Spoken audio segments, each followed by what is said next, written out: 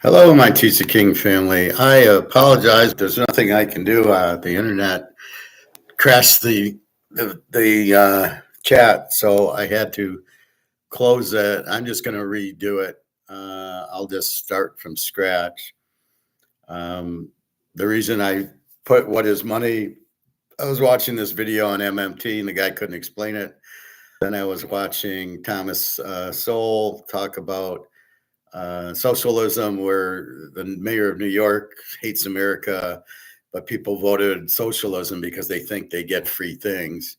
People are lazy, they don't want to do things. And then baseball.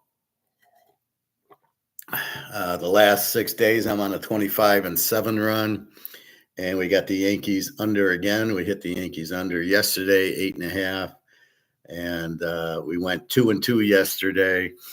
But I had the Yankees as a lock. It was 3 units. The other day, I had them as a 10-unit lock on Thursday. They didn't play Friday, and then we're going to play them again. So let's go through baseball today. So again, we'll go through our picks. The Yankees minus 300, 9.5. JP Sears against Clark Schmidt. Clark Schmidt with a 2.84 ERA, Sears with the 5.44. We are going to take the Yankees under 9.5 for 7 units.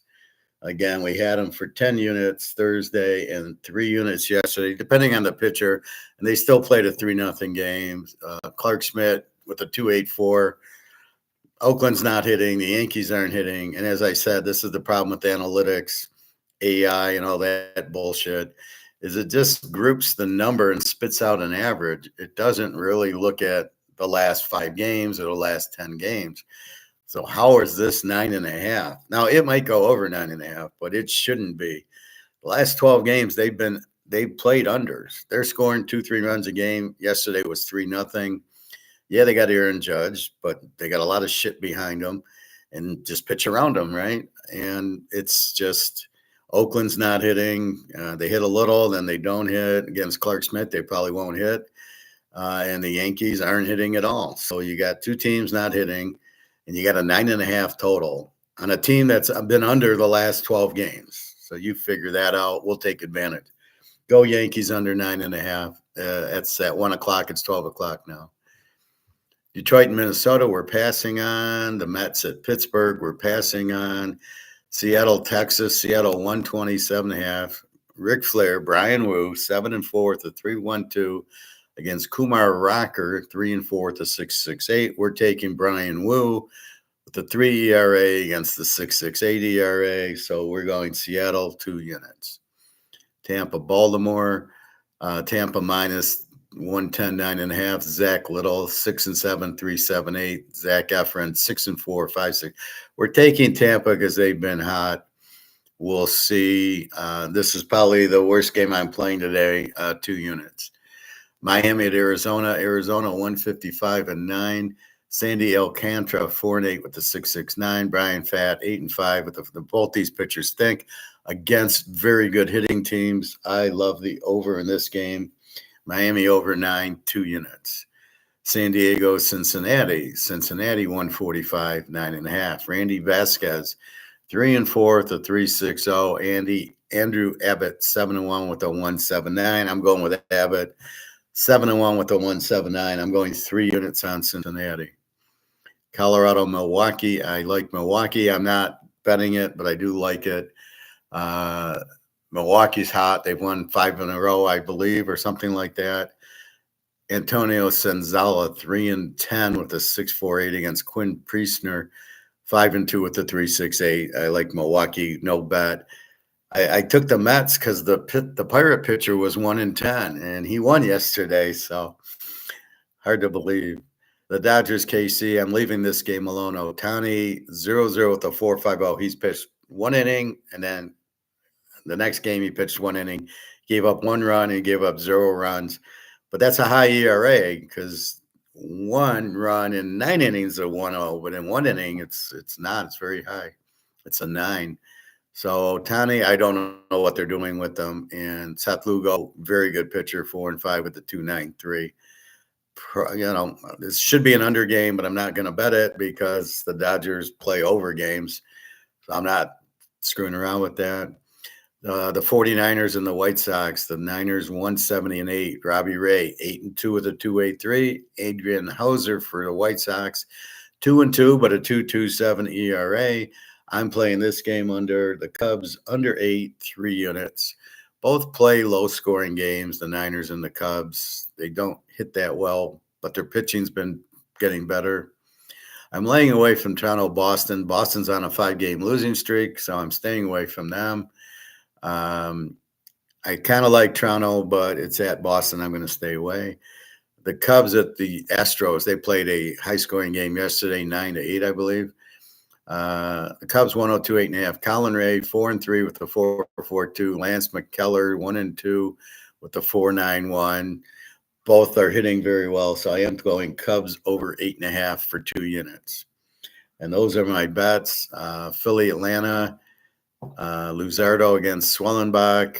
I don't know. I don't really want to bet against Philly. I think it's an over, but I'm going to just watch. And Washington, California. Sharanko with a 3-5 with a 5.06 for Washington. Kyle Hendricks 5-6, 4.83. Probably an over game, but I'm laying away. So my bets: the Yankees under 9.5, 7 units. Seattle 2 units. Tampa 2 units. Miami over 9, 2 units. Cincy 3 units. The White Sox under 8, 3 units. The Cubs over 8.5, 2 units. And I'm really just betting the pitching now. It seems to be working the last week, 25-7. Pretty fucking good. I've had 2 6-2s, a 4-1, a 4-0, and a 3-0. And then I had a 2-2 yesterday, but I made 1 unit as I bet more on the Yankees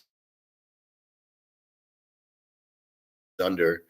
And when you get the good game, you bet it more. Jesus Christ. I apologize, but there's nothing I can do. All right. Am I still on? Again, I got to go see. I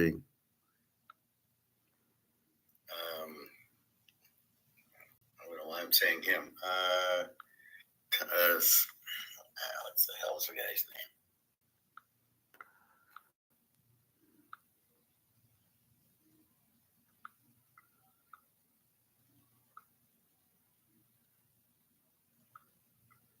Am I still on? Am I still on? Okay, I guess I am. All right. I'll stay. Sorry about that.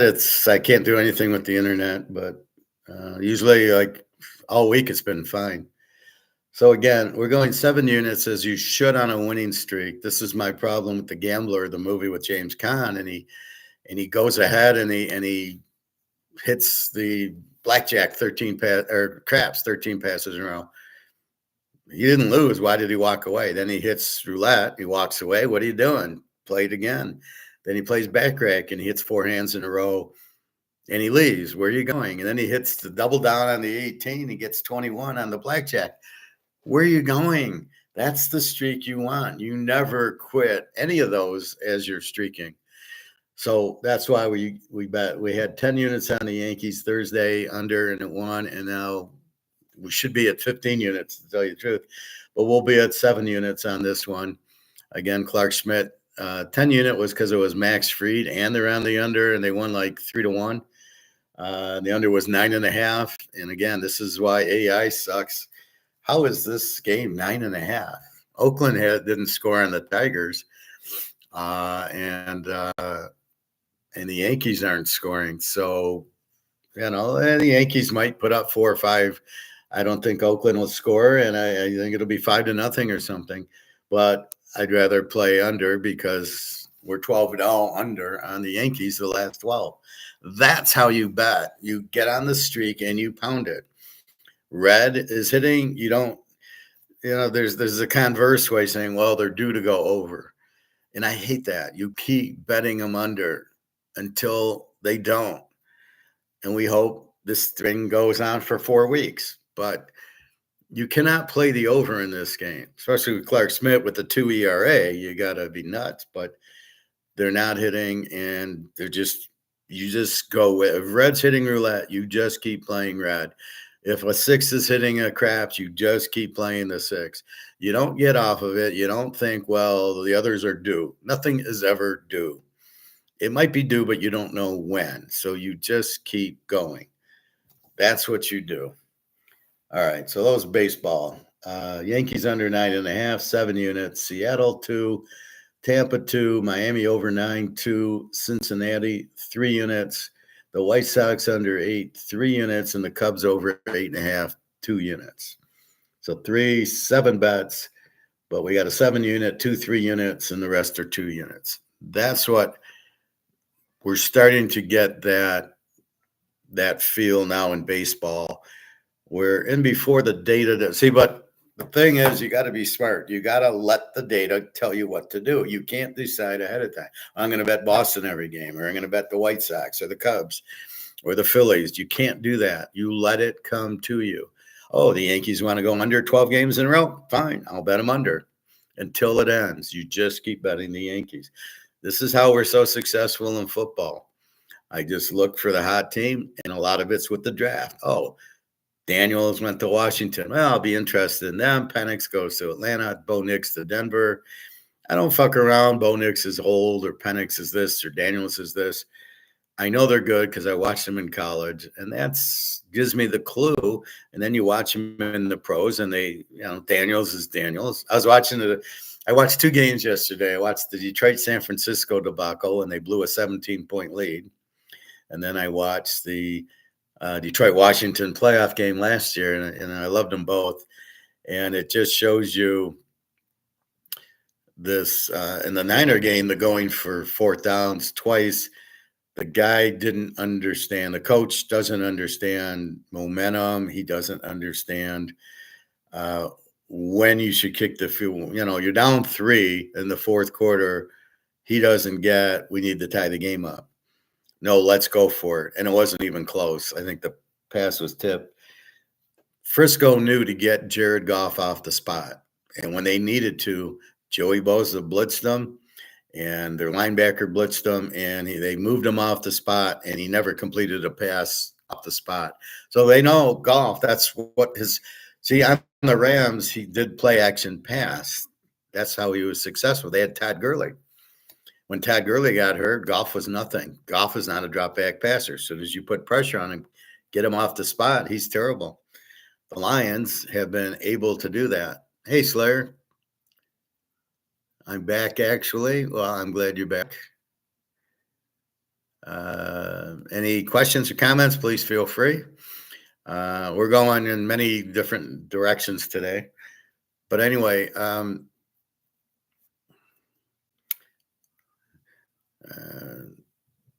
the coach has to understand what he's doing. And going for 4th down is good at certain times. Depends on the nature of the game. If you're down, going for 4th is good. But when you got the lead, the first time in the second half, they had a 14-point lead, and he needed to kick the field goal. He needed to keep momentum. He doesn't understand momentum, and he keeps going and going and going without understanding the situation of the field position. The second time he's up, he's down 3, and they've lost momentum. You kick the field goal, it gets you some momentum back. It ties the game up. It went way over his head there. This is the problem with the Lions coach. He doesn't understand momentum. He doesn't understand the game situation. In a championship game, you tie the game up. You don't, because it's all risk and reward. What was the reward if the Lions would have got either of those first downs? Nothing. The one at the 30 would have been a 48-yard field goal, and the reward would have been nothing. They would have kept the ball. Big deal. You're playing the Niners defense. The second time, you're down 3. What was the reward? The reward was, okay, you get the ball at the 20-yard line. You'll probably still kick a field goal. But the risk is you give up the ball, you give up momentum, and then you're fucked. And that's what happens with it. So he's got to understand risk, reward, and maintaining. How to revive payment from USA to India. Do you have any idea? Well, I send to people in Europe. There's RIA, there's PayPal. I think they would take PayPal in India. Where are you, Shayer? Are you in America, USA? I mean, you could. From USA to India. Yeah, if India takes PayPal, send PayPal. There's a RIA, RIA, which I send to my friend in the Ukraine and my friend in Hungary. So it goes through with no problem. So it depends what India takes. There's also this revolt, which I didn't want to get into. I don't like these online transactions, so it's really that. And the last option, I assume, would be wire it from your bank to their bank, which should work on the SWIFT system. India. So you're in India and you're trying to get paid from somebody in the US, those would be your options. So the question is, what does India have? They should have PayPal, I would imagine, and or like I said, RIA I would imagine, would work there. But you have to find out. But those are what I use. PayPal's I never had a problem, and that Western Union might work, but I'd rather do it online. MoneyGram also could get you there. So we know what US has. It's what does India have? That's what you got to find out. All right. So again, you keep going with the streaks. So again, watching the Lions, they didn't understand it. They lost momentum and they lost both games, and they relied too much on Jared Goff in the Washington game. I'm not sure why they had Jamison Williams throw a reverse pass that was intercepted. That he's not a quarterback, really makes no sense. Why wouldn't you just let Goff do it? That's where this you got to go. Okay, so hopefully that helps you there, Shayer. Good luck with the gems. Buy your gold and silver. July 1st is Basel 3. So that's what happens. So you don't. So coming up in football, how I pick is I let the team. I look at the draft. Anybody good? No. Then I look at. Okay, I got Daniels. I got Penix. I got Nix. I got Mahomes. I got Burrow. You look at Cincinnati last year, missed the playoffs. They're going to be pissed off. KC didn't win the Super Bowl. They're going to be pissed off. Philly with Barkley probably will dominate. Washington will be good. Atlanta has Penix the whole year. Bo Nix. I'm not sure about San Diego. I don't really like Harbaugh. So you look at motivations and the teams. It's hard because they're getting paid so much, the motivation of the players, because they don't. You give me $20 million, I'm probably not going to try that hard. You got to be hungry. So the money doesn't make them hungry, and that's the problem.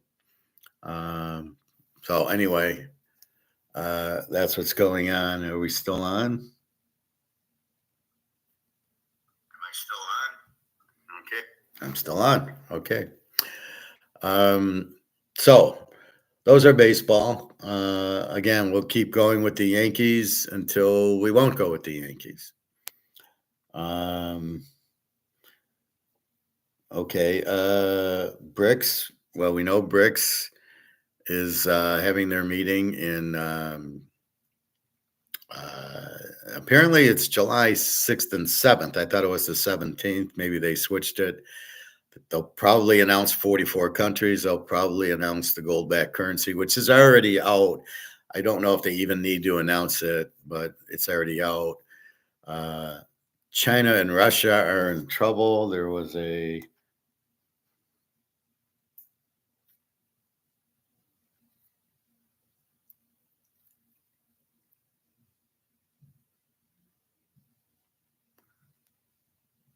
let's see.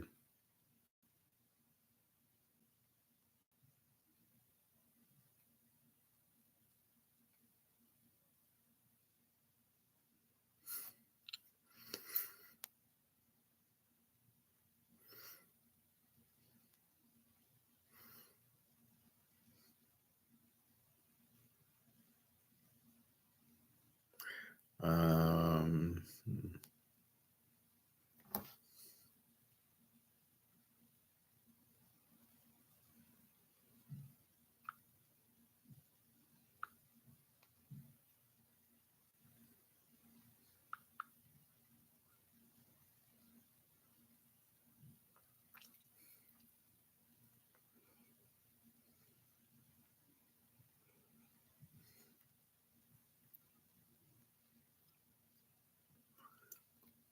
so in China, I didn't know what eggs do to cortisol until I saw this. One of the biggest mistakes for women who want to lose weight is eating It's maybe a philosophical argument, but so China's banks are crashing. I don't really like this video right now, because this ties into how actively the U.S. needs to weaponize its economy against China. You know, post-COVID, there was never really the rebound they expected. There's an unemployment crisis. They're basically depending on manufacturing, and nobody wants to buy their stuff anymore. Do we need to do anything? See, that's not right. They're not making it because of the tariffs to the U.S. They are making it to other places. So I don't really like. That's the problem with these videos. Got to be careful. Russia's going broke, as we know. 25. Behind the scenes, Japan is bleeding. Toyota just lost $1.3 billion. GDP is in free fall. And now, Washington's demanding rate hikes that could blow up Japan's entire bond market just to save its own collapsing trade position. But Tokyo isn't folding. In fact, they're preparing a counterstrike no one in Washington saw coming. If you're tired of the headlines and want the real story, the geopolitics, the numbers, the hidden power moves, they're all here. What's about to unfold isn't just another trade dispute. It's a global financial shift that could reshape markets, alliances, and the future of the dollar itself. So hit that subscribe button, give this video a like, and let's dive deep into the story you're not supposed to hear. Because this time, the fallout won't be regional. It'll be global. This week, Washington delivered an ultimatum to Tokyo. Crash your economy, or we'll do it for you. Behind closed doors, Japan is bleeding. Toyota alone lost $1.3 billion in just 2 months. GDP is already contracting. And now the U.S. is demanding Japan hike interest rates, despite the risk of detonating its entire bond market. Why? Because America's trade position is collapsing. Because the U.S. needs to unload $22 billion in long-term debt, and investors are walking away. Meanwhile, Washington's trying to save itself by pushing Tokyo to kill its own export advantage, just to keep. So what's happening is the U.S. obviously is broke, and nobody will buy its bonds. So they're trying to get Japan to raise interest rates, and then they can buy the bond. They need a buyer for the bonds. You can't buy your own bonds, which is what's happening. The Federal Reserve buys all of our own bonds. Why do we do bonds? Because we got to pay for all our spending that we don't have money for. So it's like going out and buying a new car and you don't have any money for it. Well, what are you buying a new car for? So we got to get money in. So, what are you going to do? So that's the problem with the U.S. A lot of problems there. As we know, nobody will buy it.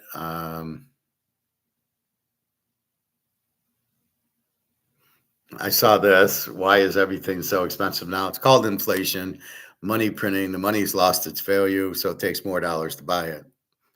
Now, I was talking about gold yesterday and money printing, and it's the dollar going down, not gold going up. And really, there's two things. One, there's the money going down, which the money loses power. It's totally irrelevant to anything. It's money going down. It's worthless. It takes more dollars to buy anything. Gold, on the other hand, is based on demand. If there's no demand for gold, gold is not going up just because the dollar's going down. Gold's going up because the market's going up. It's the only way gold goes up is there's demand for the product. Like I say, if I mark this Canadian club and I want to raise the price, I can only do it if there's demand for Canadian club, irrelevant of what the dollar's doing, if there's less or more of it. So if the dollar's collapsing and it's worth nothing, It doesn't matter. It's who wants Canadian club and will they pay more for it? And if they won't, it doesn't matter. If I go to the rib place and the dollar's worth less, does he raise his ribs? Only if he can, if there's demand for the ribs. Gold is separate. I say so. The dollar's going down because it's being printed. We got that. Does not mean gold's not going up. It's the dollar going down. That's horseshit. Sorry, Egon, Alligator, Mark McGuire, you guys are wrong. That is not what it is. It's not. You can't say gold's not going up. The ounce of gold is still an ounce, but the value of the gold is going up. It's got nothing to do with the dollar going down. It's got to do with the demand. It's got to do with the BRICS countries buying gold. As long as there's demand for gold, the price goes up once you get out of COMEX, which we should be out July 1st when they have to go Basel III and cover their people who want to buy it. And that's it. That's the bottom line. So you've got to look at that. That's the real point of it, right? So gold going up is because of demand. It is not because the dollar is going down. The dollar is going down is irrelevant to gold going up because there has to be demand in the market for gold. Why isn't silver going up if the dollar is going down? Silver should be $500 an ounce by now. Oh, it's price fixed. Oh, is there demand for it? Yeah, but it's not going up. But the dollar's going down. So they're full of shit, basically. They don't know what they're talking about. Anytime there's an asset that has demand in a free market, like probably, let's say, Rolexes, Mantle cards, they go up in value because of demand. If there's no demand for the product, let's say it's copper, and there's no demand for it, it's not going to go up, or nickel, or orange juice or whatever, or Coca-Cola. There's no demand. It's not going to go up because the dollar goes down. That's in apples and oranges. The dollar going down is because it's being printed to death and going down. Gold going up is because there's demand for gold. If there's no demand for gold, it doesn't go up. All right.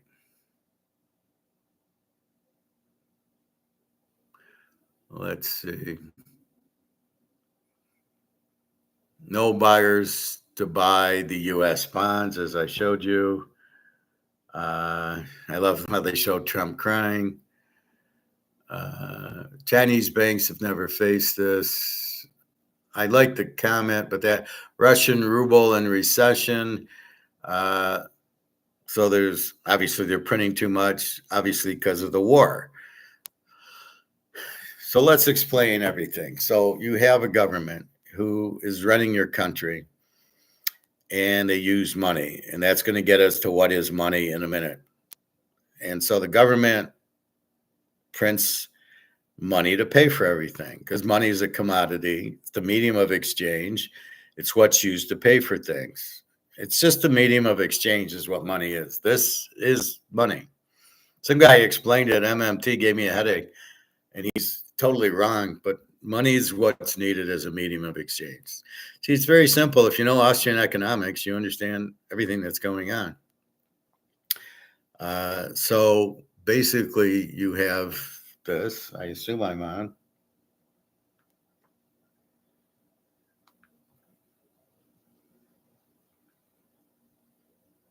I assume I'm on. Okay.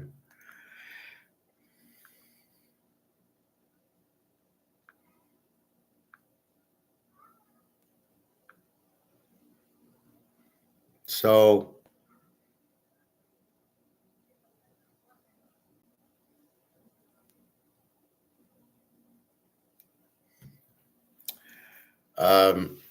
basically, how do you pay for goods and services? You use money, and the money is this.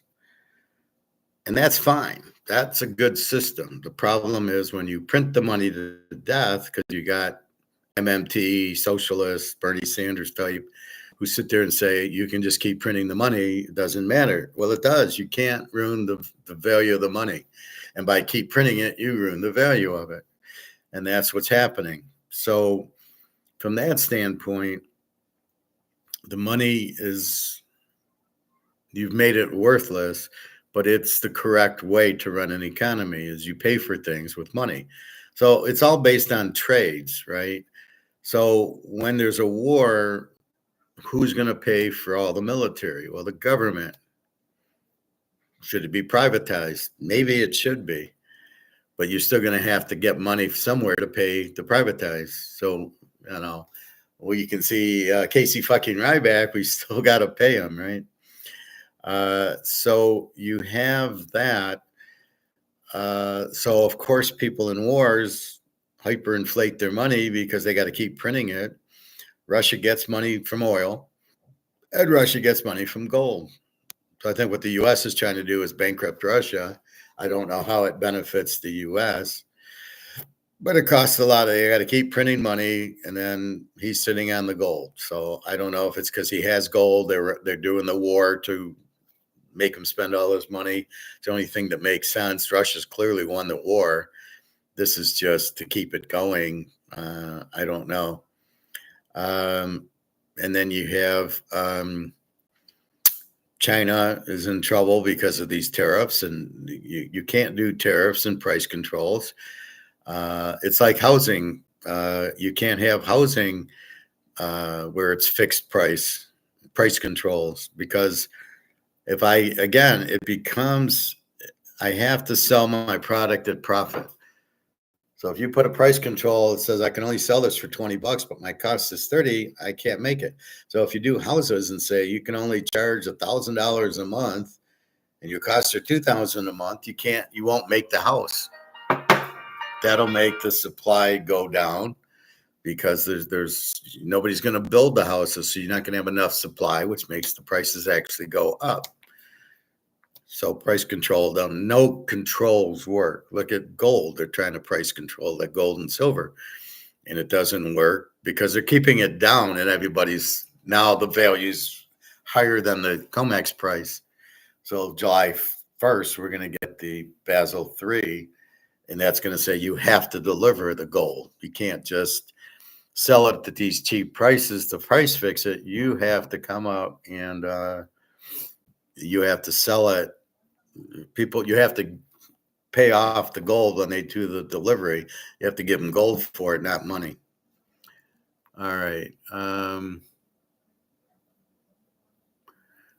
Let's look at modern monetary theory. This is a Keynesian view of let's print the money.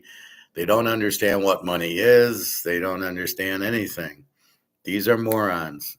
This is a 9-minute video, but I want to kind of show you this so we get both sides of the equation, and I'll rip it apart pretty good, as I like to do. All right. So there was a Thomas Sowell one. Where did that go? Well, let's play this. This is just incredibly stupid. That's care everywhere. We've got passion, we've got determination. And if we set our sights on something, you better believe it's happening. Yeah, we can.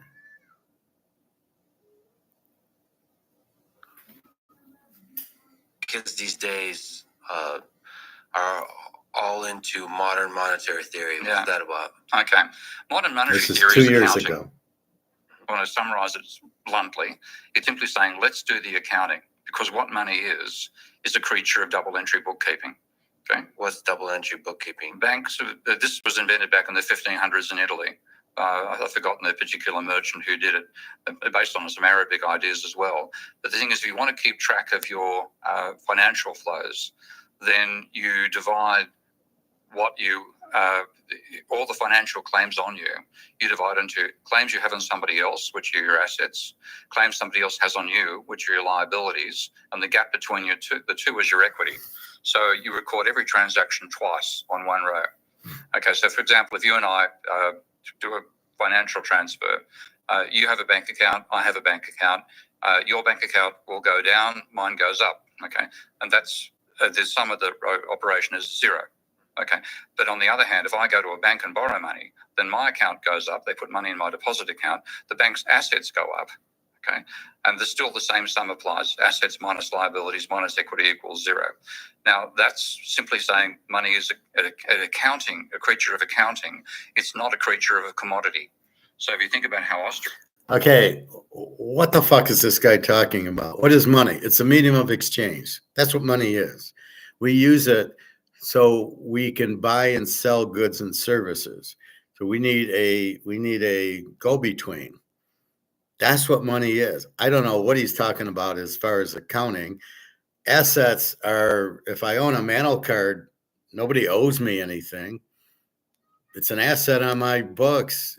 Those are what assets are. I don't know if I have gold and silver. Nobody owes me anything. What is he talking about? This is the problem when you get morons like this guy trying to explain something and he can't even explain it. Alyssa tells me you're very good at explaining, right? That's what she says. And if this guy was to explain to anybody listening in our audience, in our class, that we'd all tell them to go fuck themselves. I don't know what he's talking about. I don't know what he's saying.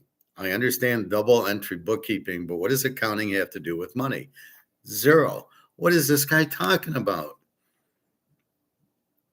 It's about, it's giving you money for a baseball card or a Rolex.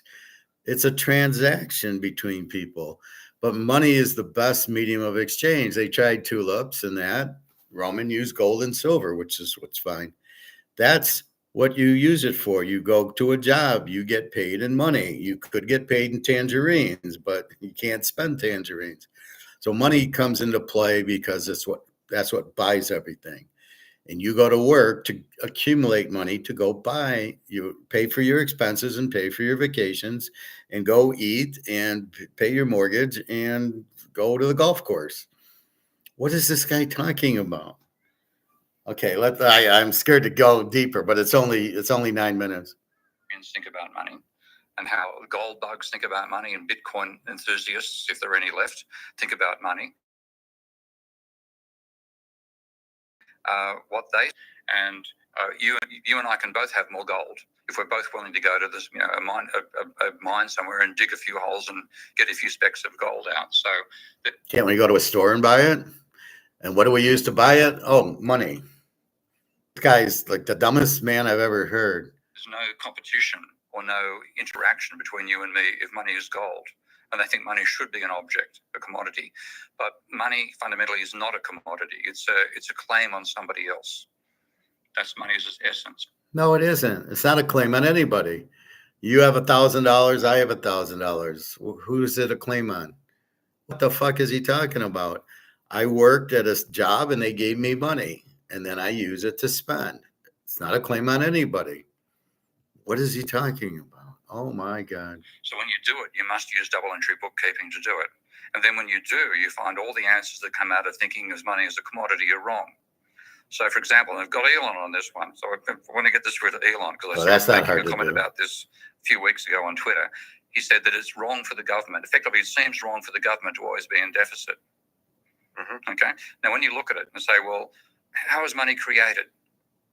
How does money come about when it's not a commodity like gold, which you dig up out of the ground, when it's actually social relations between people that create money? Well, money is they're fundamentally the liabilities of the banking sector. If we make a transfer between us, your deposit account goes down, my deposit account goes up. Those are exchanges on the liability side of the banking sector. But if we have a transaction with a bank, then if the bank lends us money, its loans go up, its deposits go up. Again, that same balance. So you've got to look and say money, therefore, is fundamentally the liabilities of the banking sector. So how do you crack? The fuck is he talking about? The banks make money and you go get it. But when you go to a job, you're not going to a bank for it. So if I'm at Harley Davidson and I go work, they pay me. Now they might go to their bank to get the money, but it's created and then they owe me money and they pay me the money. And then I might put it in the bank, or I might buy gold and silver or Mantle cards. I might buy clothes. I might pay my rent and my food. But money is the medium of exchange. Is it a commodity? Gold and silver are commodities. The dollars are dollars. They're just paper. They should be backed by gold, but they're not. That's the problem, is they printed them and they're now worthless. That's the problem with the system now. What is this guy talking about? This is a serious fucked up accountant who keeps saying debits and credits. What does that have to do with anything? It's all meaningless bullshit. Create additional liabilities. You must have an operation which occurs both on the liability side and the asset side of the banking sector. So if you and I make a transaction, no money's created. Existing money is redistributed. But if you go to a bank and take out a bank loan, then money is created by the bank loan. So the liabilities of the banking sector rise, the assets rise, they're balanced, but more liabilities means, or the banking sector means more money. Hey, if you want to get rid of your beer belly in time for summer, check this out. I like to do a lot of cardio to burn. For the banking sector means more money. Okay, so that's how the private banks create money, and that's what I first started working on when I became an academic about 35 years ago. The actual dynamics of private money creation. But the government has the same sort of story. If the government runs a deficit, it spends more money on the individuals in the economy than it taxes them, which means their bank accounts increase. So a government deficit creates money for the private sector. Okay, so that's where money creation occurs from the government. So it puts money in it puts more money into people's bank accounts by spending, by welfare payments, than it takes out by taxation. The fuck is this guy talking about? And wait till the host rips him at the end. What is he talking about? You make money because of that welfare. Okay, the government prints the money and gives it to you. Who cared? What does this double entry bookkeeping have to do with anything? This is an accountant trying to explain economics, and he keeps using the bank and a double entry, which has nothing to do with money. It has nothing to do with economics. It's simply a medium of exchange. Where does it come from? Banks create it when you do a loan. Also, when the company will take money and pay you your money when you get payroll. Or they'll borrow money to set up manufacturing and tooling like GM, and they sell the cars, and then they pay down the loans from the bank. So it's created, but it's created for productivity in companies, and companies need it to pay payroll, to pay us. So double entry. What is this guy talking about? That's creating new money. And then on the other side, on the bank, the money turns up in the reserve accounts of the banks, which are basically the private banks' bank accounts at the central bank. So rather than the asset of private money creation being loans, the asset of government money creation is reserves. Okay? Right. Money creation is a good thing. So you mentioned a bunch of stuff like private money creation with the liabilities in the banks, and then how the government is doing, the reserves. This guy burns. Blah, blah, blah. At the end of the day, there's a bunch of printers that are printing money. What is money? And then you also said something interesting, which is social relations between humans is what creates money. I think my mind was blown several times over the past minute. So it's difficult for me to reconstruct the pieces of my mind back together. But basic question, is money creation a good thing or a bad thing? Money creation is a good thing because money creation is what allows commerce to happen. Isn't there a conservation of... No, there isn't. I had arguments with physicists over this, and it took me a long time to answer it. They thought the sum total of all money is zero. Yeah. Okay. It's the sum total of all assets and liabilities is zero. So if you imagine your assets minus your liabilities is your equity, and your asset is somebody else's liability, and your liability is somebody else's asset. When we're talking about financial assets, and this is another mind-blowing thing that I've just recently solved for myself. So the sum total of all financial assets and liabilities is zero. Okay, wait. The fuck is he talking about? I have a Mano card. Nobody owes me for the Mano card. The Mano card's mine. I paid $100 for it. It's now worth, who knows? Let's say it's worth $20,000. Nobody owes me the $20,000.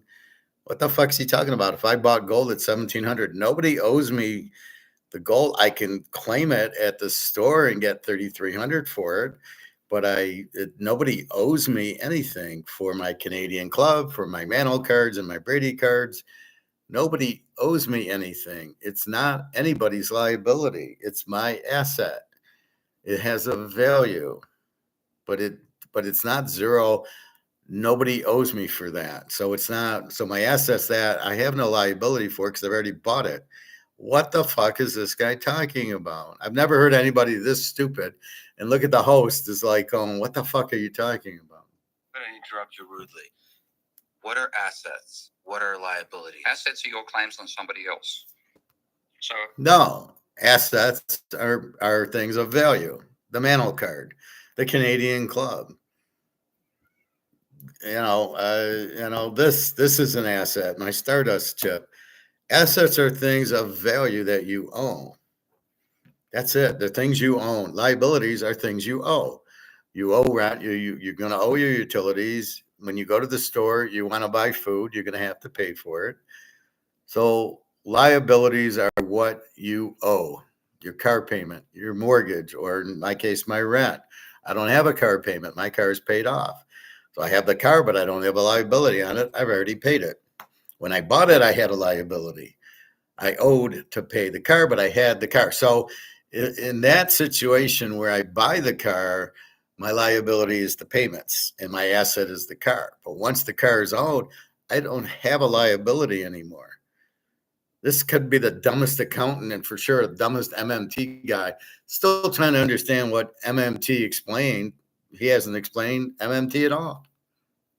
Specific. Give me an example of an asset. Okay, do you have a mortgage for this house? No, I'm renting. You're renting. There you go. Well, if you had a mortgage, that'd be your liability. That would be my liability. Okay, the mortgage would be the bank's asset. Right. Okay, if you had The mortgage isn't the asset. The house is the asset. Fucking idiot. The house is the asset. The car is the asset. You have a liability if it's not paid off. But once it's paid off, you don't have a liability on it anymore. So you buy a car for cash. The asset's the car. If you owe for the car, you have a liability. If the car's paid off and now you owe zero, you have no liability. There is no balance books. I have a car worth $20,000 with no liability because I've already paid it off. Why is this so hard for this guy? And this guy's a teacher. Stephen Keen is the biggest idiot. I'm really gonna chew him out on comments, but this is 2 years old. together, you get zero. Okay, so that's zero. That's zero. You want more energy? Take caffeine. You want better memory and focus? Take Lion. I hate when I pause it. I get these commercials. Together, you get zero. Okay, so that's zero. That's zero. The money is the liability side of the banking sector. Okay. Assets are the assets on the other side can be either created by the banking sector, which is where you get bank loans, or created by the government, where you get reserves. But money is the liabilities. Money is, if you think about protons and anti-protons in that sense, money is like the where's he going now? It's the negative, the liability. But wait. The liability is the negative. Yeah. Well, how's that money? I thought money is the positive. What is a liability for the banking sector is an asset for you and me. So an asset includes money. Yeah. Okay. If you have a bank, you'd have a bank account and you'd have some cash. Okay. Those are your assets. But the bank account is a liability of the banking sector, and the cash is a liability of the Federal Reserve. Okay. So what's money? Well, money is the promise of a third party that we both accept to close our transaction. See, the guy is a terrible teacher. He can't explain it. The guy has to ask him 12 things for money. Money is the medium of exchange, period. He's trying to get into, if we have money, then it's the bank's liability. Not necessarily. It's our asset. The money is our asset. And when we choose to spend it, I don't know, if I go to Kroger's and I spend $100 on 2 cans of tuna, I exchange me for tuna. There's no asset liability. He's getting down to the wrong thing. And protons and neutrons, what's he talking about? So he keeps trying to explain it in banking terms where You got money as your asset, but it's the bank's liability. What is he talking about? That doesn't explain what money is. I don't know where he's going with the liability to the bank, what that has to do with the price of tea in China. What the fuck is this guy talking about?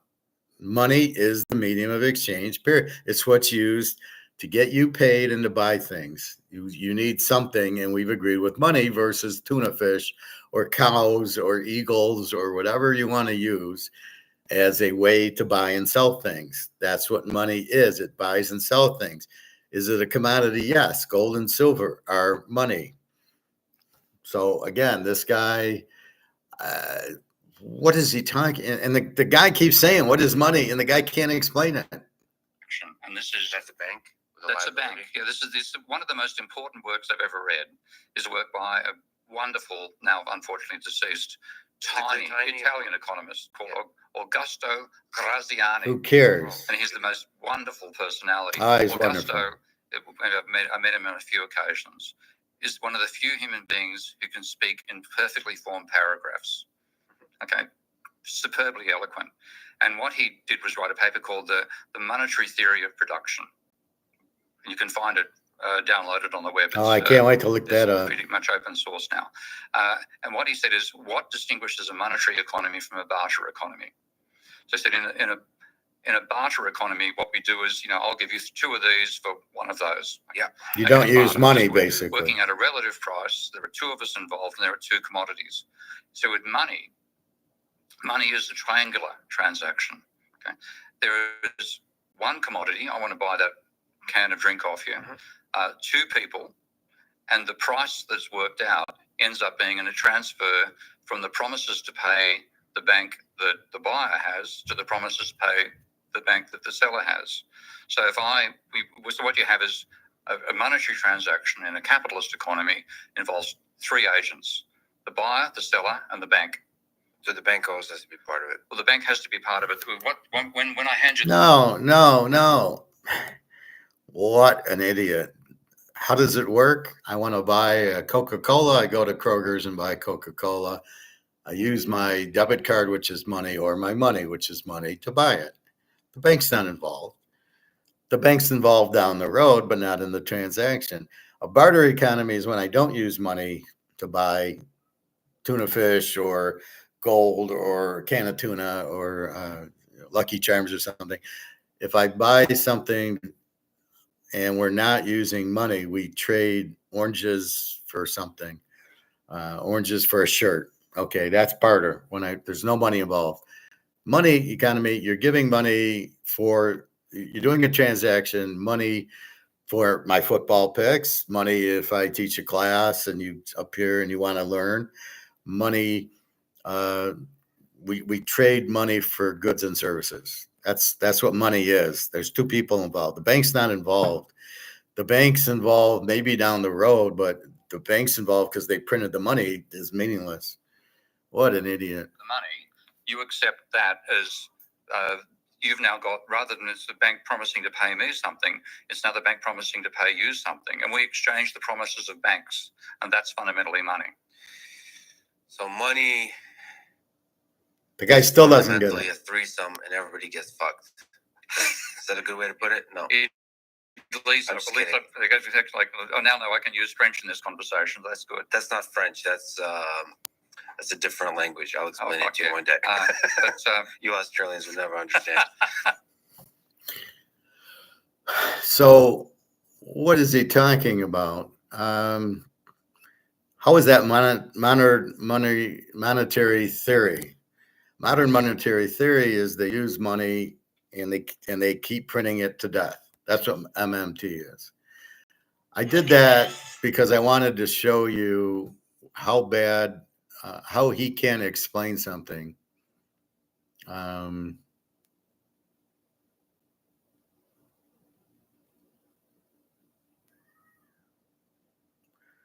Let's see. So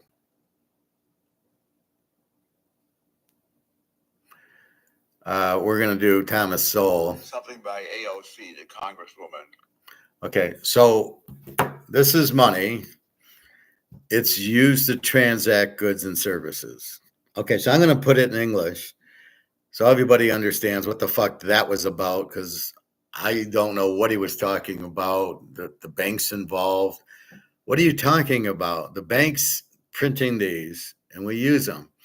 Where does it come from? It comes from payroll. It comes from Harley Davidson or GM or Ford using the money to make a company and using the money to pay their employees and using the money to buy steel tires to make cars. And then people buy the cars. How do they get the money? They take a loan, or maybe they've made enough at their company, at their job, or created a job. So some rich guy, William Buffett, doesn't need a loan, but he gets his money from stealing from people in his insurance company. So he steals from people, he gets the money, he buys the car. So here's $4,000, give me the car. He drives off with the car. GM gets the money. They pay their bills. They pay their employees with the cars, with the money from the cars. But money's used as the medium of exchange. So Buffett can get money from people with insurance. Buffett can use the money to buy the car. The car company uses the money to pay the employees and pay their bills, their utilities, their the rent, the machinery and equipment, the engineers, all the things. So they have to sell a lot of cars, which Trump's fucking everybody with his tariffs. Steel's gone up. GM and Ford can't pass the price on. Nobody wants them anyway. They can't pass the price on. But again, forget that. It's money. Money is the medium of exchange. As simply put as that. That's Austrian economics or classical economics. Fundamentally, Adam Smith. How do I buy the cupcake or the donut from the donut place? And that's well, we need a way to transact. So the Romans were using it, gold and silver. It was a commodity. It was money. It didn't come from a bank. They didn't have banks back then, or maybe they had a treasury. Somebody to make the gold and silver. But it's the bank gives money so businesses can grow. There's nothing wrong with a gold standard. You just have limited money to equal the amount of gold, but then you raise the price of gold if you need more money, but you don't run out of, you can't print money. Is not the way you grow an economy. I mean, that's when they say that, they're just stupid. But this is the problem. You're not doing it. It's got nothing to do with that. So I don't know why it's so hard for this guy to explain money, to get into the banks, to get into a debit and credit. Have you ever heard me say debit and credit or asset and liability? He couldn't even explain what an asset was. It's a manual card. It's a Rolex. It's something of value. There's assets. There's expenses. Canadian Club's an asset. Gold's an asset. Manual card's an asset. My shirt's an asset. I don't owe anybody. I've already paid for the shirt. I don't owe anybody because I bought the shirt. I paid when I bought the shirt, but then now I have the shirt. It's an asset. I don't owe anybody. I owe when I buy it, and then I buy the car. I have a payment. Once I pay off the loan, now I have the car and I don't have a payment. Could you imagine taking a class from an idiot like that and trying to understand? The host was like, what the fuck are you talking about? Right? And they never explain MMT. It's probably it's probably 5 or 6 videos who could listen to them of that, but we'll try to get into it. I'll try to watch one to get the actual explanation, but it's Keynesian. I believe they think it's that you run out of money, you need to print money to grow the economy. I have no idea. It's all about keeping the value of the money fine. That's what Austrian economics is about, keeping this valuable, because we need to trade it. And if we keep printing it to death, we don't know what the value of this is. And as the value drops, because you've printed 160 trillion and it's worthless, and that's why nobody will buy the bonds. Everybody says the bond market's crashing. It's the dollar that's crashed. And inflation is printing the money and inflating the money supply till it's worthless. But nobody, the MMT guys can't understand that.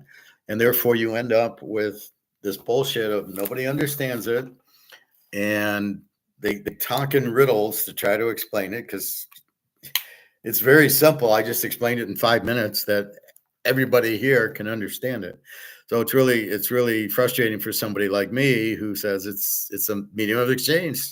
It's so I can buy something and I can buy a service and I can get paid for my skill set. And yet they want to, bringing the banks into it. It's fine. You always had money since the Romans. You had money. It works until you take the gold and silver out of it. The Roman Empire succeeded on a gold and silver standard. I don't even know if it was called that. They just used gold and silver as money, and the Roman Empire did just fine for 700 years. So I don't really get when I hear this crap. But I'm curious to get the other side because I watched Thomas Sowell, and he gets into, and we're going to watch that, gets into socialism versus capitalism. And the thing about it is socialism is served as things will be free. Things will be better and free because we care about you, which never works. It's never has worked, and it cannot work. It's impossible for it to work because you cannot plan things. You want freedom. I want freedom. I want to go swim. I want to go golf. That's my choice. I don't want to be told by the government if I can do that. That's why it doesn't work. I was mentioning that. Maybe I was mentioning my friend. When I go to the club, there's a camp, and it seems very socialistic where the kids are all together and they have to do things. It's time to pee, it's time to swim, it's time to do this, it's time to do that. And you're part of the group. And if you like it or not, we're going to go swimming, we're going to go walking, we're going to do this, we're going to do that. We're going to play basketball. Well, I don't like it. Too bad. I want to go golfing instead. Why don't you do that? So they should break them up into groups of what they want to do instead of telling them what they want to do. Very socialistic. That's what school is. High school. Why don't they teach economics and gold in high school? They should, but why don't they? Right? They should teach I should go to my daughters and say, why don't you take a gold class and an Austrian economics class and a math class, a statistics class and a computer class. These are what's important, what you should learn, but they don't offer them in school. You'll never find a gold class. You'll never find Austrian economics or classical economics. You'll get Keynesian economics, but I don't want you to learn that. And that's the problem. So we are the parents. We're supposed to be guiding our children, and yet we can't because they have them in Keynesian economics, which we don't want a market control, the government controlling the market. We want us to control the market. We know that. We're smart enough, but yet that's why I couldn't send my kids to public school. I would have to homeschool them now. Why is college so expensive? I was looking at something on suicides, and you can see a lot of high school kids are suicidal, and probably college kids because they get $100,000 debt to go to college, and then they try to get a job and they can't because we're in a recession, and they all want to kill themselves because how are they going to pay off $100,000, $200,000 debt? They can't. That's the problem. That's why you see these football players come in, and then now they go into football because they can go make money in college, which is ridiculous. So, but they go in it to make money, to go into college, and then they switch because they're not starting, and they realize they're not going to make money, so they switch colleges. And if the colleges are stupid enough to pay these guys, which is ridiculous, so they realize they have to make money, and that's why they play football or basketball. But if you're the regular Joe Schmo going to college, you go 4 years to Michigan, it's going to cost you $200,000. How are you going to pay it back? You're not going to get a job that pays you back. You're not going to come out and make $100,000. So I can see why kids commit suicide because of that. Oh my God, how am I going to pay? And then you're stuck where you can't live because, well, I can't buy a house and I can't buy a car because I can't afford it because all my money goes to paying my debt of going to college. Kind of crap. I was lucky when I went to college. My undergrad was paid by my father, and then my graduate was paid from my company. So I was working at a company that basically paid paid for my college as long as I got like A's and B's, which I did. And I didn't, I paid a couple $2,000, $3,000 to get my master's. And then the company, laid me off, and I just laughed and saying, I think I can use my skills someplace else. See you later. And I never really understood that. The way employers look at you, the master's doesn't mean anything. It used to mean something. Now it doesn't mean, you got a master's. Who cares? Well, I'm smarter than you. As I quote from Under Siege 2, I'm the smartest man in the room. I was smarter than all you before, and I'm smarter than all you now. I'm not being arrogant, but I understand things that most people don't, because I think differently. But a lot of it is my master's that helped me. So again, socialism is, there'll be no poor, and I'll give you money, and minimum wage is $100 an hour. And the problem is, I'll give everybody food and free healthcare. Where do you get the money from? The people working will pay for the people that aren't working. Well, that doesn't work. I mean, that's not the idea of social. You should work. The whole idea of Adam Smith is you build your skill set, you build your job, you make more money, and you can have a better life. It's to get you out of poverty and to make it a better life for you. That's what capitalism is. It's not being greedy. It's not, I make more money. Well, you're a doctor. Of course you're going to make more money. Or you're a lawyer, or I'm in finance, or you're an IT, or you're an AI guy. Of course you're going to make more money than a guy mowing the lawn or a guy painting houses, because the skill set to mow a lawn and paint houses doesn't pay much. Go be a basketball player. A football player pays way too much. It pays a lot, which I can't understand why. Part of the owners making so much money from the TV contracts so all the companies realize they need to advertise, and they flood it with advertising, and we don't even watch the ads because there's too many of them. We flip off, and I'll come back in 5 minutes when the ads are done. We're not watching the ads. I think that's why they have TV, is to show a show that you'll watch so you can watch the ads. I mean, that's, I think, the whole point of it.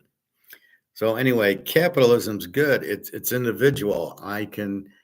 My incentive is to get a master's to make more money. My incentive is to buy gold because the dollar's going out, and buy Mantle cards because I have money and I want to make money with it. It's up to me. I'm not going to say being greedy, but being smart. I can keep my money, or I can trade my money for gold and silver. Rumpelstiltskin, as I call it. And that's the whole key to it. That's what you're trying to do.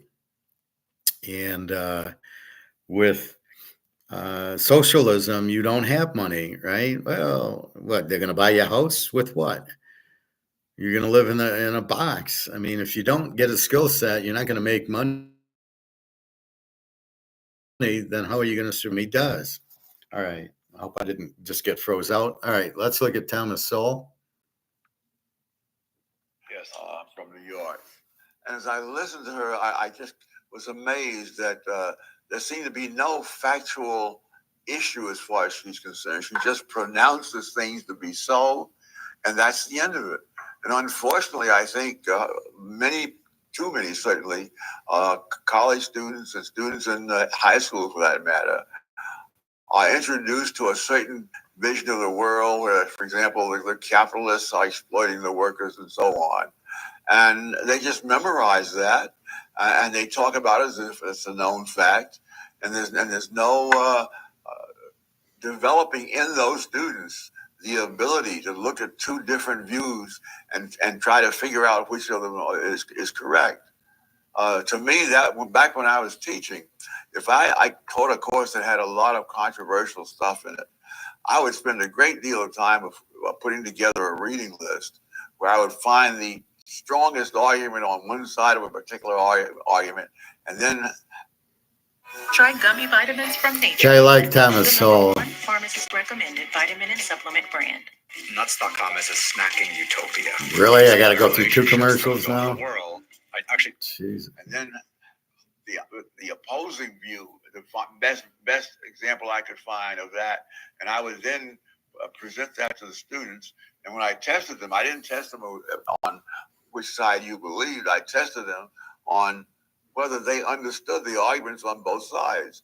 I suspect, from what I see and hear, that that is something that's rarely done today in education at the college or high school level. When all of that is taken out of their lives by the government, and especially when the government is paying, people stop thinking for themselves. They lean on others to define their world, their choices, their very future. And now we see it in stark clarity. Voters in New York, after casting ballots, scrambling to Google, what is socialism? As if a search engine can substitute for a lifetime of neglected reasoning. Why wait until the polls close to ask what you just endorsed? That's not curiosity. It's a confession of ignorance. This isn't an isolated quirk. It's a symptom of a deeper failure, one rooted in an education system that's more about propaganda than teaching people how to think. When voters rush to Google after the fact, they're admitting they didn't understand the stakes before marking their ballots. Should we be surprised? For decades, schools have churned out graduates who can recite slogans but can't dissect them. They're taught what to think, not how to question. They're handed conclusions, not the tools to challenge assumptions. If you don't know what socialism is before you vote for it, what else don't you know? And who's to blame for that? The education system is the first culprit. It's not about learning anymore, it's about indoctrination. Schools don't teach students to wrestle with ideas, they teach them to parrot. History is reduced to narratives that fit the agenda of the moment. Economics is a mystery to most, not because it's complex, but because it's barely taught. Instead of grappling with trade-offs, the heart of any serious decision, students are fed visions of utopia where government solves all problems. No wonder they're Googling socialism after the polls close. They've been trained to absorb, not analyze. They've been given a script, not a framework. Consider this. A 2018 study showed only 26% of eighth graders could explain the basic principles of the U.S. Constitution. If they can't grasp the foundation of their own government, how can they evaluate something as freighted as socialism? This isn't about intelligence, it's about preparation. A mind, no matter how sharp, is useless if it hasn't been taught to stop and think. I've said it before, it doesn't matter how smart you are unless you pause to question what you're told. But pausing requires effort, and effort requires discipline, something our schools no longer demand. Why does this matter? Because democracy isn't a game of chance, it's a responsibility. Voting isn't just a right, it's a decision with consequences. When you cast a ballot without understanding the ideas behind it, you're not exercising freedom, you're gambling with it. Socialism, capitalism, liberty, these aren't buzzwords to be Googled in a panic. They're systems with histories, outcomes, and trade-offs. Socialism promises equality, but often delivers scarcity. Look at Venezuela. In 2000, it was one of the wealthiest nations in South America. By 2020, 96% of its people lived in poverty. That's not theory, that's evidence.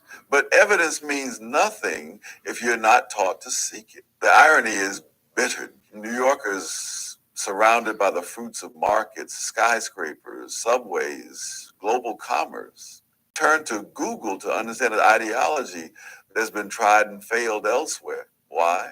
Because their education didn't equip them to think critically about it. Instead, it fed them a steady diet of slogans, fairness, equity, justice.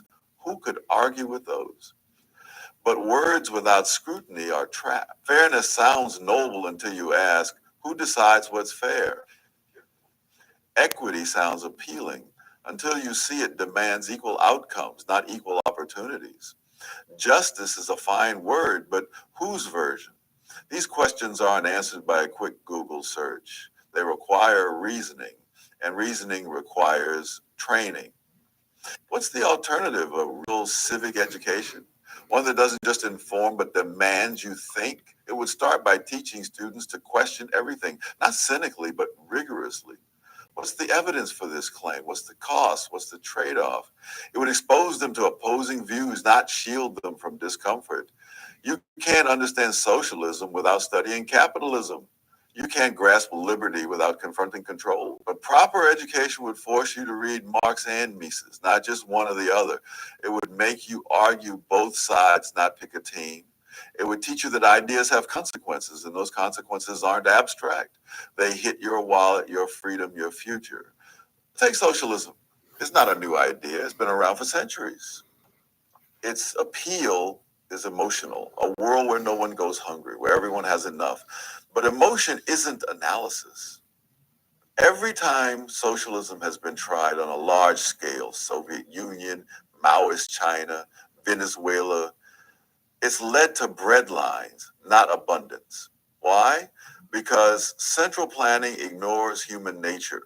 People respond to incentives, not mandates. If you remove the profit motive, you stifle innovation. If you tax success, you get less of it. These aren't opinions, they're patterns. But you won't see those patterns if you're taught to cheer for intentions instead of examining results. Now, let's be clear, capitalism isn't perfect. It's messy, unequal, sometimes ruthless, but it's also the only system that's lifted billions out of poverty. Since 1990, global extreme poverty fell from 38% to under 10%, largely because of market-driven growth. Socialism's advocates ignore this, focusing on inequality instead of absolute gains. They'll point to billionaires, while forgetting that the poorest today have access to goods, cell phones, medicine, food that kings couldn't dream of a century ago. But to weigh these systems, you need to know both sides. You need to read Smith and Ricardo alongside Marx and Lenin. You need to understand that no system eliminates trade-offs. They just shift them. This brings us back to the Google searches. Why do voters wait until after the polls close? Laziness is part of it. It's easier to vote your feelings than to study the ideas. But the bigger problem is the system that enables this. Schools don't teach students to be skeptical of grand promises. They don't teach them to ask, what's the cost? Who pays? What's the evidence?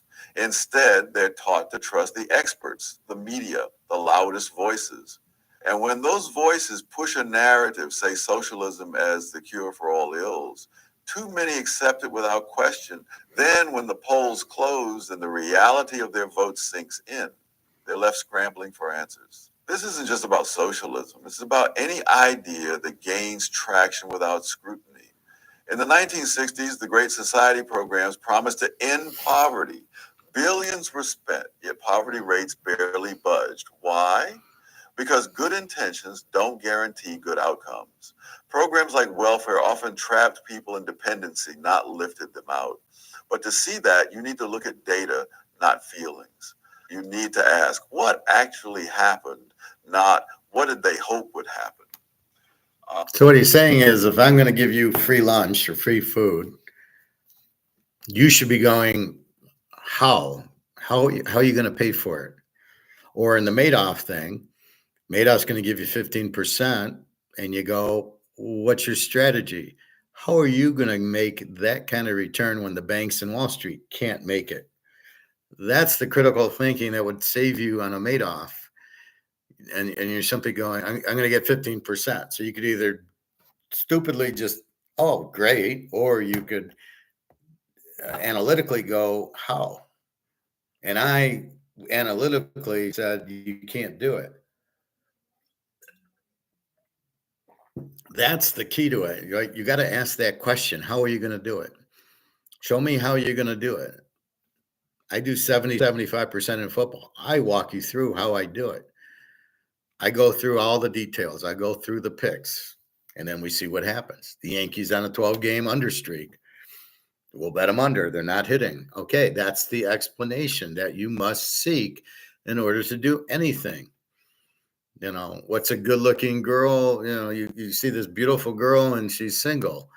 And you got to go, why are you single? You're so beautiful. You probably have 100 boyfriends. Why are you single? Oh, she's a killer or something, right? You gotta dig in and make sense out of it, right? You've got the same thing. There was another one I was thinking of. Anyway, you always have to think about it, right? Why is the Russia war going on? Oh, because the defense contractors want to make money. Maybe they're trying to bankrupt Russia. Why are they tariffing China? What's the real reason? You have to critically think about things, make them make sense to you, right? Why are you in Bitcoin? That's the one I was thinking. Why are you in Bitcoin? Because it's 100 grand. Why is it 100 grand? You have to ask that question. Does it make sense that Bitcoin's 100 grand? No, it doesn't make any sense. What is Bitcoin? It isn't real. It's digital. What does that mean? Well, it's a computerized thing. Well, then it's not real. Is it, am I going to go to work and get paid in Bitcoin? No. Do I want to get paid in Bitcoin? No.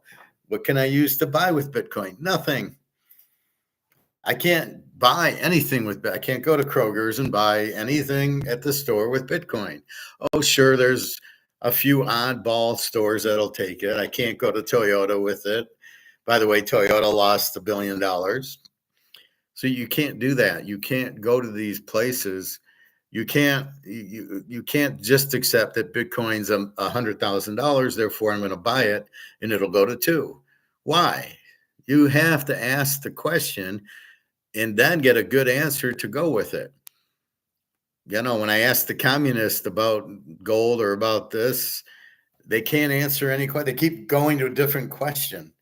That's when it gets kind of frustrating. You know, what's today? Oh, today's Saturday. I thought today was Monday, actually, when I woke up. I said, oh, shit, it's Monday. And then I realized it was Saturday. Yeah, I don't know. My mind's going. Anyway, I hope not. I'm doing my best not to lose my mind. That's why I do this a lot.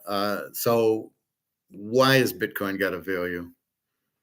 Right? Why are we using electric cars? What's wrong with gas-powered cars? We have plenty of gas, and we don't have plenty of electricity. And if we go to electronic cars, we don't have enough electricity to do what we need it for, which is to turn on the lights and air conditioning and heat and all that stuff. So that's what you've got to ask those questions if you don't understand it. Me, I've already asked the questions. I've already got the masters, and I was very critical thinking in the masters, and I understand it all very, very well, uniquely. I don't know, my light turned on and I got interested in it. So that was good, but I don't know. Is this D? I'm waiting for D.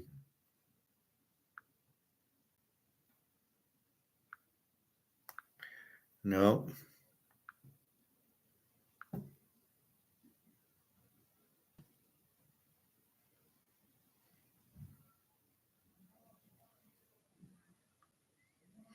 So I don't know who sends me something about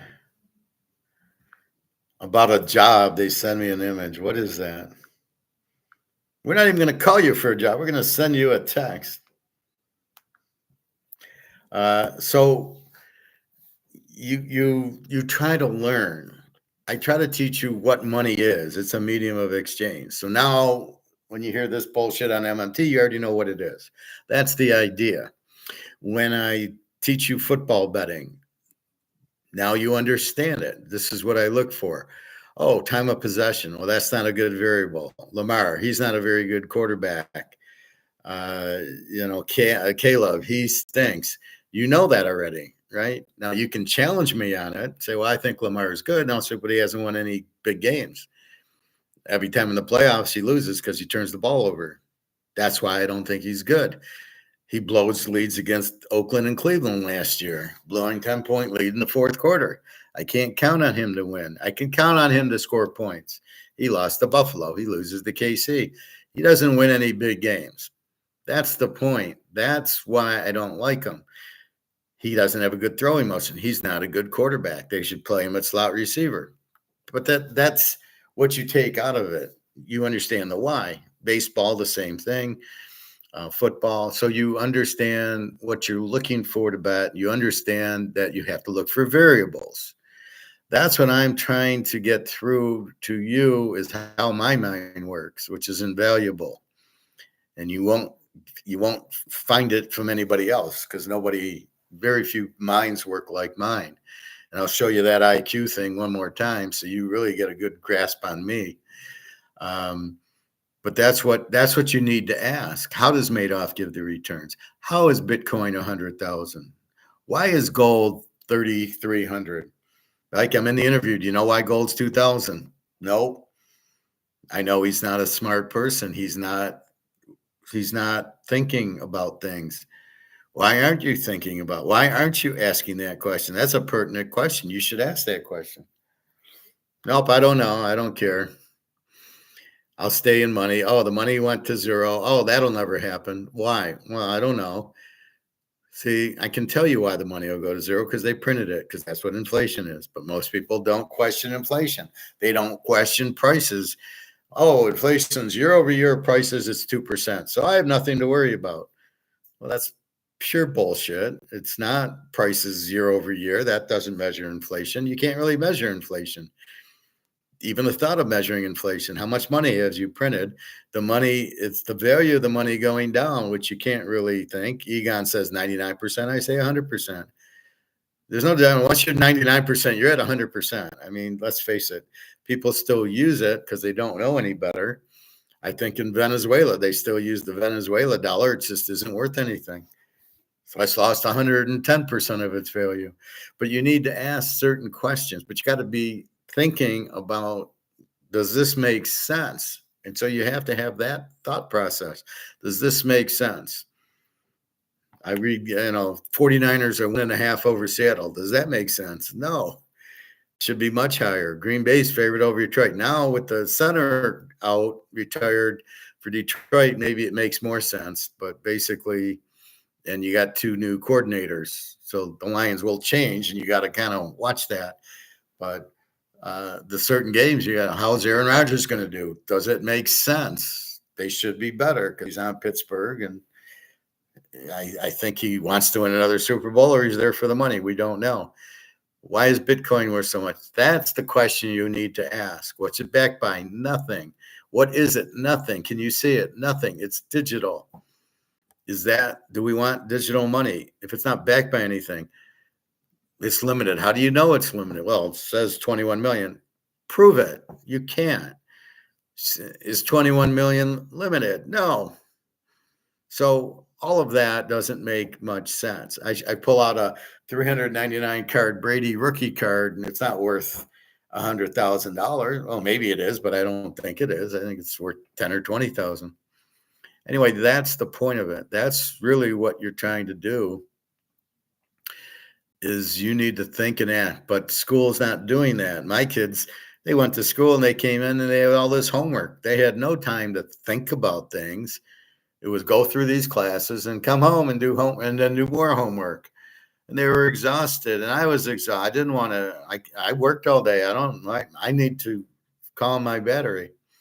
So this is the thing. All right, let's see a little bit more. What did they hope would happen? How does payroll feel with Deal? What did they hope would happen?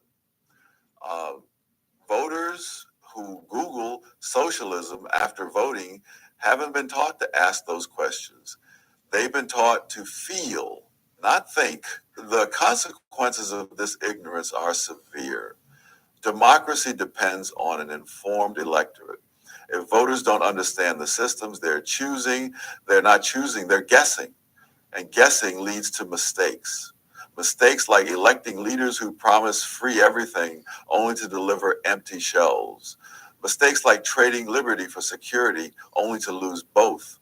Mistakes like believing propaganda because it feels good, not because it's true. When you vote without thinking, you're not just risking your own future. You're risking everyone's. What's the remedy?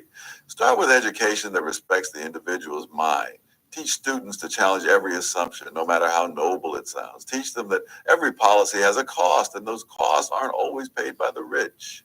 Teach them to read primary sources, not summaries. Let them debate socialism versus capitalism, but make them defend both sides. Make them read about Sweden's market reforms after its socialist experiments faltered in the 1970s. Make them study Venezuela's collapse. Make them understand that no system is a magic wand. Every choice involves trade-offs. This kind of education isn't about producing conservatives or liberals. It's about producing thinkers, people who don't need to Google socialism after voting because they've already wrestled with the idea. They've read its promises, studied its failures, and weighed its costs. They know that no government can pay for everything without taking something: your money, your freedom, your choices. They know that propaganda thrives on ignorance, and the only defense is a mind trained to question. But education alone isn't enough. Voters have to take responsibility. You can't outsource your judgment to a search engine or a pundit. You can't vote on a whim and expect wisdom to follow. If you're Googling socialism after the polls close, you've already failed. The time to think is before you vote, not after. The time to think is before you vote, not after. The time to question is when the promises are made, not when the consequences arrive. Democracy isn't a safety net for lazy thinking. It's a burden for those willing to carry it. Look at history. In the 1930s, Germany's voters embraced a charismatic leader promising order and prosperity. They didn't ask enough questions. They didn't weigh the trade-offs. Well, they didn't really vote for Hitler. He only got 25% of the vote. He killed everybody. Ignorance in a democracy is a fuse waiting to be lit.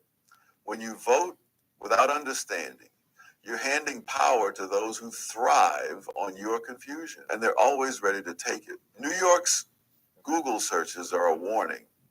They tell us that too many voters are sleepwalking through their choices. They're not thinking, they're reacting. They're not studying, they're skimming. They're not questioning, they're following. This isn't just about one election or one city. It's about a culture that's forgotten how to think, a culture that's replaced reason with reflex, evidence with emotion, scrutiny with slogan. What should real civic education look like? It's not about memorizing dates or reciting the Bill of Rights. It's about understanding why those rights exist. It's about knowing that power always seeks more power, and only an alert citizenry can check it. It's about learning to spot propaganda, whether it's from a politician, a professor, or a news anchor. It's about reading Adam Smith's Wealth of Nations and Karl Marx's Communist Manifesto, not to pick a side, but to understand the argument. It's about knowing that every policy, from free health care to rent control, has a price tag, and someone always pays. This education would teach you to ask, what's the evidence? If socialism promises equality, where is it delivered? If capitalism creates wealth, who benefits and who doesn't? It would force you to confront uncomfortable truths. Socialism's appeal is its moral posturing, but its record is economic stagnation. Capitalism's strength is its productivity, but its flaw is its inequality. Neither is a cure-all. Both have trade-offs. A real education teaches you to see those trade-offs, not to cheer for one system like it's a sports team. Well, the consequences of failing to do this are all around us. Look at California's housing crisis. Rent control sounds compassionate, but it's driven up prices by choking supply. In San Francisco, median rent is $3,200 a month, unaffordable for most. Why? Because policies ignored basic economics, restrict supply, and prices soar. Voters supported those policies, often without understanding them. They voted for the slogan, not the reality. And now they pay the price. The same applies to socialism's broader promises. Free healthcare sounds wonderful until you're waiting 6 months for a doctor's appointment, as in some single-payer systems. Free college sounds great until you realize it's funded by taxes that shrink your paycheck. These aren't hypotheticals, they're realities in countries that have tried it. Britain's NHS has wait times stretching months for routine procedures. Canada's single-payer system leaves patients languishing for specialists. These are trade-offs, not failures of execution. But you won't know that if you're Googling socialism after the polls close. This isn't about demonizing one ideology. It's about demanding better from ourselves. Democracy isn't a spectator sport. It requires you to show up prepared. If you're voting for a system you don't understand, you're not a citizen. You're a pawn. You're letting someone else, politicians, media, activists, think for you, and they're not doing it for your benefit. They're doing it for their power. The Google searches in New York are a mirror. They show us what happens when education fails, when voters coast, when propaganda wins. They show us a democracy at risk, not from some external threat, but from our own complacency. If you're Googling socialism after voting, you're not just late to the game, you're admitting you didn't even know the rules. And in a democracy, that's not just a personal failure, it's a collective danger. So here's the challenge: stop outsourcing your mind, read, question, argue. Don't wait for a search engine to tell you what you should have known before you voted. Don't let a school system spoon feed you conclusions. Exactly. All right, so that's Thomas Sowell. So there was one on China. I might not have liked it.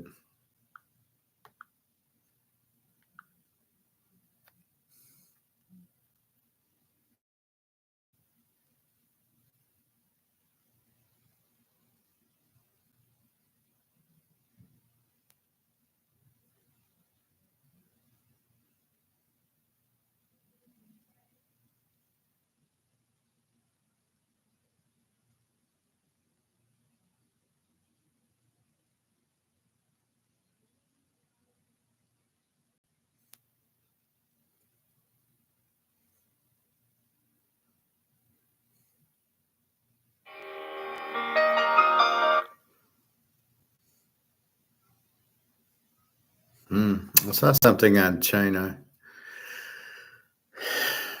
but I don't know where it is. Anyway, China was collapsing. So we know China's bankrupt. Russia, we know, is getting there with the war, paying for the war, but we know BRICS is coming out with gold. Apparently, it's July 6th and 7th. We know that July 1st, Basel III, which should kill COMEX. COMEX is on its way out. They're in big trouble. They can't keep going. Let's look at Mark McGuire from yesterday.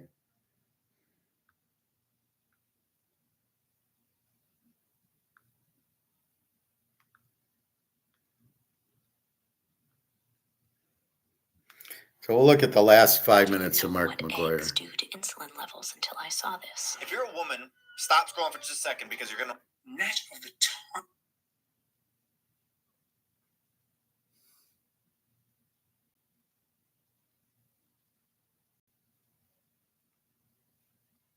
Right now. Sure thing, Shane. Obviously, central bank demand alone is going to underpin a series of higher stair steps. But very short term, while no one will chase anything until all the options or these OCC bets are squared today and the OCC bets on Monday, this is what we're seeing. And obviously, nobody's chasing anything. It's being capped heavily. These are big derivative bets that could take down the too big to fail William Banks we're talking about. One component of a 2 quadrillion derivative market, and gold is a very big aspect, and silver is a very big aspect of that. Now, the gold futures OPEX structure for today, the sweet spot is 33.50. Go figure, look at the chart. With every strong resistance, with really, really strong resistance at 3,400. So it's not going there before expiry. Hence the price capping. And as is always the case in synthetic COMEX-centric options price suppression events, no one will be chasing anything above